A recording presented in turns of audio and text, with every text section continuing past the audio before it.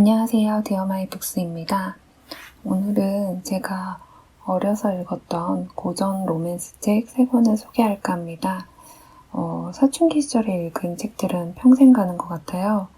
왜 어른들이 어려서 책을 많이 읽어야 한다고 했는지 이제야 조금 알 것 같은데요. 어렸을 때 읽는 거랑 지금 읽는 게 꽤 차이가 있더라고요. 어려서 읽은 책 내용들은 지금도 기억이 대부분 다 나는데 지금 책을 읽으면 뒤돌아서면 그냥 잊어버리더라고요. 그래서 저는 지금은 온라인이 됐든 오프라인이 됐든 꼭 어딘가에라도 후기를 남겨놓는데 그렇게라도 기록해 놓지 않으면 그냥 잊어버리고 마니까 그럴 수밖에 없거든요.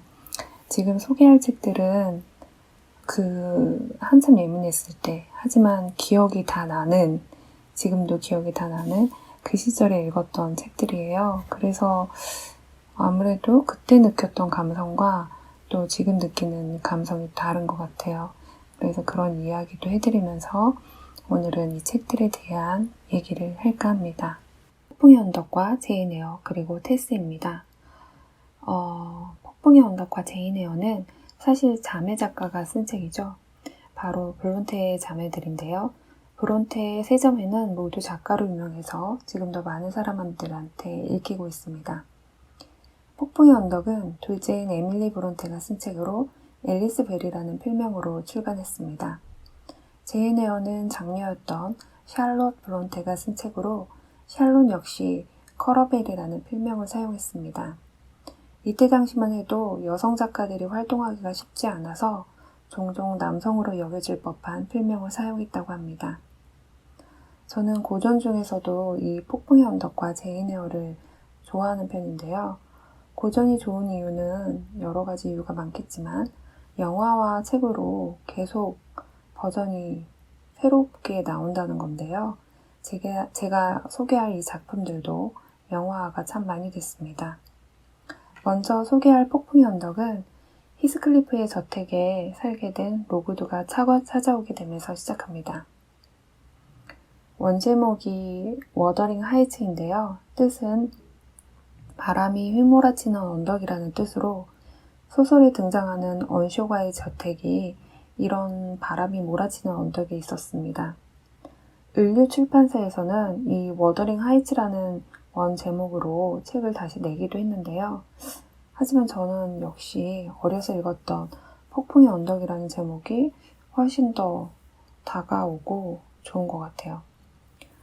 로그드가 이 집에서 하룻밤을 묵게 되면서 캐서린의 유령을 보게 되는데요.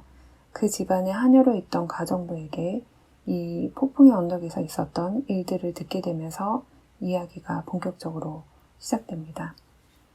어려서 읽었을 때는 무조건 저는 히스클리프와 캐서린의 비극적이고 운명적인 사랑 이야기라고만 생각했던 것 같아요. 근데 지금 보니까 정말 다양한 이야기들과 캐릭터들이 다시 보이더라고요.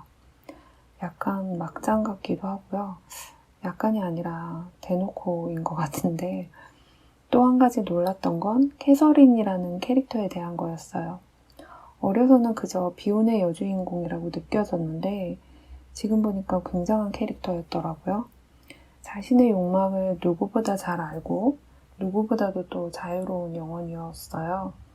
속물이라고까지밖에 볼 수 없는 자신의 욕망을 자신이 사랑한 남자 히스클리프 앞에서도 보이는 걸 전혀 개의치 않았고 히스클리프에게 결국은 상처를 주고 그를 떠나게 했습니다.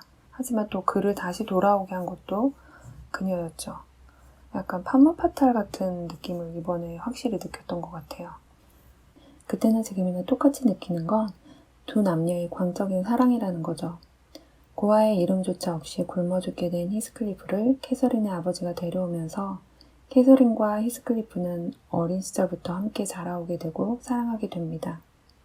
하지만 자라면서 캐서린은 히스클리프의 사랑만으로는 만족하지 못하게 됩니다. 부자였던 린튼 가문을 보며 자신이 꿈꿔온 삶과 히스클리프와의 본능적인 사랑과의 괴리는 점점 심해지고 히스클리프가 떠난 사이에 결국 자신이 동경하던 에드가와 결혼하게 됩니다. 히스클리프는 미국에서 성공해서 돌아와 알코올 중독자가 된 캐서린의 오빠 힌들러에게로부터 저택을 사들이고 복수를 위해서 에드가 린튼의 여동생 이사벨라에게 접근해 결혼해버리게 됩니다. 그러니까 바로 신우이의 남편이 된 건데요. 막장이죠. 린튼과의 두 남매는 이 두 사람 때문에 어쩌면 큰 불행에 빠지게 된 건데요. 지금 보니까 에드가와 이사벨라가 더 눈이 가더라고요. 특히 이사벨라는 전형적인 위험하고 나쁜 남자 스타일에 빠져서 완전히 변해버린 거잖아요. 캐서린은 죽는 그 순간에야 결국 히스클리프의 품 안에서 죽게 되었으니 이 두 사람의 사랑의 운명은 죽어서야 히스클리프와 캐서린을 이어줍니다. 마치 지금으로 치면 약간 임성한식 막장 드라마를 본 것 같기도 하지만 길들여지지 않는 본능적이고 위험한 사랑이라는 것은 분명합니다. 우리는 또 늘 이런 것에 끌릴 수밖에 없고요. 폭풍의 언덕은 정말 많이 영화가 되었는데 저는 1993년에 줄리엣 비노시와 랄프 파인즈가 나왔던 버전으로 봤어요. 물론 랄프 파인즈의 그 히스클리프도 정말 좋았지만 솔직히 그동안 제 마음에 쏙 드는 그 히스클리프를 발견하지 못했었거든요. 근데 이제 최근에 발견했어요. 오래된 영화인데 최근에 봤는데 1956년에 로렌스 올리비에와 멀 오버른이 나왔던 폭풍의 언덕입니다. 와, 너무 좋더라고요. 로렌스 올리비에가 너무 좋았어요. 그냥 제가 마음속에 생각했던 그 딱 히스클리프 그 자체였던 것 같아요. 뭐 최근에는 스킨스로 유명한 카야 스코델라리오가 나온 버전도 있었죠.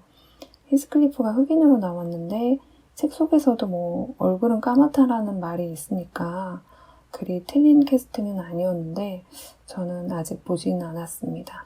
그리고 사실 뭐 볼 계획도 아직 없고요. 다음은 제인 에어입니다. 제인 에어는 고아가 되어 고모네 집에 보내졌지만 다시 로우도 기숙사 학교로 들어가게 되죠. 기숙사 학교에서 온갖 핍박과 자유를 구속당하게 되고 하지만 누구보다 자유롭고 강인한 여성으로 성장하게 됩니다. 손필드 저택의 가정교사로 취업을 하게 되는데요. 가는 길에 괴팍하고 괴상한 남자 로체스터 손필드를 만나게 됩니다. 그 다음은 여러분이 아시는 대로 두 사람은 사랑에 빠지게 되죠. 하지만 저택 안의 비밀로 인해 이 두 사람의 결혼식은 엉망진창이 됩니다. 폭풍의 언덕과는 달리 이 드라마는 어렵사리 해피엔딩으로 끝나게 되죠. 제가 소개할 세 권의 책 중에서 가장 강인하고 주체적인 여성상이 아닐까 싶어요. 로체스터 앞에서도 전혀 기죽지 않고 자신의 감정을 있는 그대로 표현하고 드러내죠. 아마 이 점이 로체스터가 제인 에어에게 매력을 느꼈던 부분이 아닐까 싶어요. 로체스터는 복수라는 광기에 사로잡혀서 자신의 영혼마저 파멸해버렸던 히스클리프와는 달리 자신의 선택에 책임이 지는 남자였죠. 저택에 갇혀있던 전부인처럼 자신의 영혼조차 그곳에 가둬버렸지만 구원자처럼 제인 에어가 나타났던 거죠. 결국은 진짜로 구원자가 되긴 했지만 솔직히 따지고 보면 사기 결혼인 거죠. 제가 때가 너무 탔나 봐요. 어렸을 때 보이지 않던 것들이 자꾸 눈에 띄어가지고요. 뭐 지금과 대비해도 별반 크게 다르지 않죠. 막장 스토리, 사기 결혼, 뒤에 얘기할 테스는 더 심하죠. 하지만 제인 에어는 자신의 힘과 선택으로 당당하게 선택한다는 점에서 다르지 않을까 싶어요. 제인 에어 역시 영화로 많이 만들어졌습니다. 여러 가지 버전이 있는데 저는 개인적으로 BBC에서 만든 4부작 제인 에어를 가장 좋아합니다.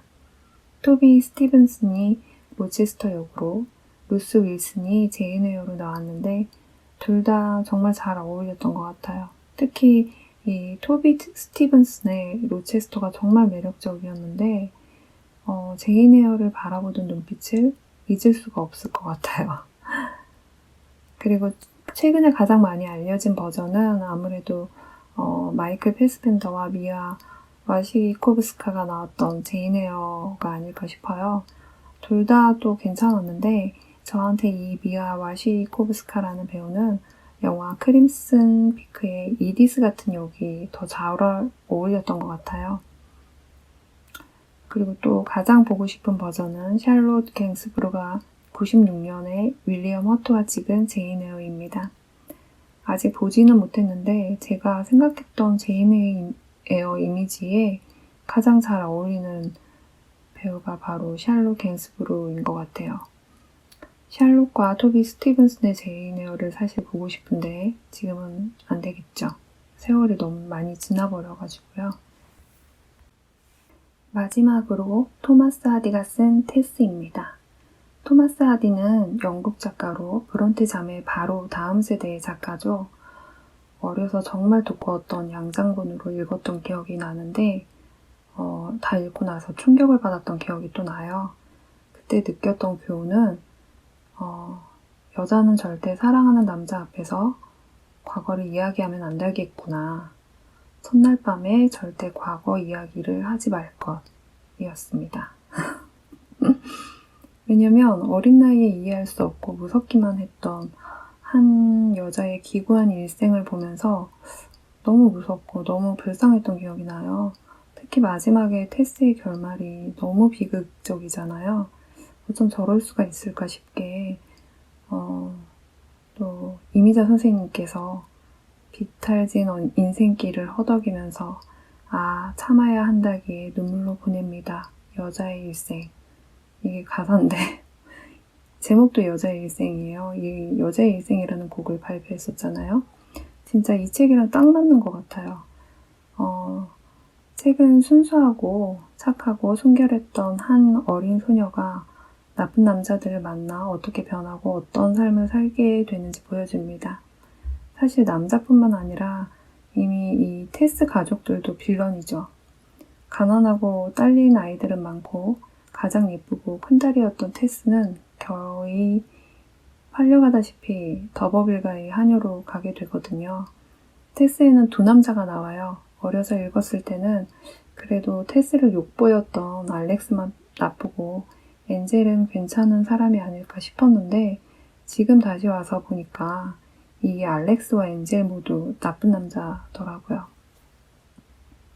알렉스는 테스가 하녀로 일하러 갔던 더버빌가의 아들이었죠. 처음부터 테스에게 핵심을 뽑고 접근해서 그녀의 처녀성을 잃게 만듭니다. 엔젤은 목사의 아들로 품성이 온화하고 착실하며 무엇보다 테스를 사랑하죠. 테스는 자신의 과거 때문에 계속 밀어내게 되지만 결국 둘은 결혼을 하게 됩니다. 결혼 첫날 밤에 테스가 죄책감으로 이 알렉스에게 자신의 과거 이야기를 정말 고해성사하듯이 이야기를 해요. 그걸 듣고 이 엔젤은 너무 큰 충격을 받고 받아들이기 힘들어가지고 다음날 테스를 그냥 떠나버리게 됩니다. 그러니까 엔젤 역시 테스를 그대로 사랑했다기보다는 자신의 마음속에 그려왔던 하나의 이상형, 즉 순결하고 정숙했던 테스를 사랑한 거죠. 그 뒤에 이제 테스는 그야말로 될 대로 되라는 식으로 막 살게 되는데 자신의 잘못을 알고 뒤늦게 돌아온 엔젤 때문에 정말 씻을 수 없는 짓을 벌이게 돼요. 지금 보면 정말 말도 안 되는 여자의 삶이지만 불과 얼마 전까지만 해도 여성의 삶이 결코 행복하지는 않았죠. 지금도 마찬가지고 근데 이제 엄마 세대 이야기를 들어보면 우리와는 또 상상도 할 수 없이 다르더라고요. 테스는 누가 뭐라고 해도 나스타샤 킨스키가 나온 79년작 테스라는 영화가 있어요. 정말 아름다웠던 나스타샤 킨스키를 만나볼 수가 있는데 이 영화가 또 아이러니하게도 아동 성폭행 혐의로 논란이 되었던 로만 폴란스키가 감독했던 영화라 지금은 보기가 또 쉽지 않은 영화가 되었습니다. 이렇게 해서 오늘은 제가 좋아하는 고전 로맨스 폭풍의 언덕, 제인 에어, 테스를 짧게나마 이야기해봤습니다. 책 특히 고전이 주는 의미는 세월이 흘러도 변하지 않는 대가들의 작품을 읽는 것도 있겠고, 시대마다 여러 가지 다양한 포맷으로 나와서 보는 재미도 있을 텐데요. 가장 좋은 건 아마도 자신이 나이를 먹어가면서 책을 대하면서 또 달라지는 감정인 것 같아요. 저 역시 이번에 살펴보면서 어린 시절에는 미처 느끼지 못했던 감정들, 또 보지 못했던 그런 다른 캐릭터들을 또 보게 되면서 재미가 있었습니다. 폭풍의 언덕을 이번에 또 영화로 다시 봤거든요. 또 그래서 전자책으로 샀어요. 예전에는 그런 거 안 따졌는데 저한테 또 맞는 번역본도 다 따져가면서 사가지고 지금 잘 읽고 있습니다. 서점에 있는 베스트셀러나 인기 있는 책들을 보는 것도 중요하겠지만 가끔은 고전을 또 읽으시기 바라면서 우리는 다음에 또 만나요.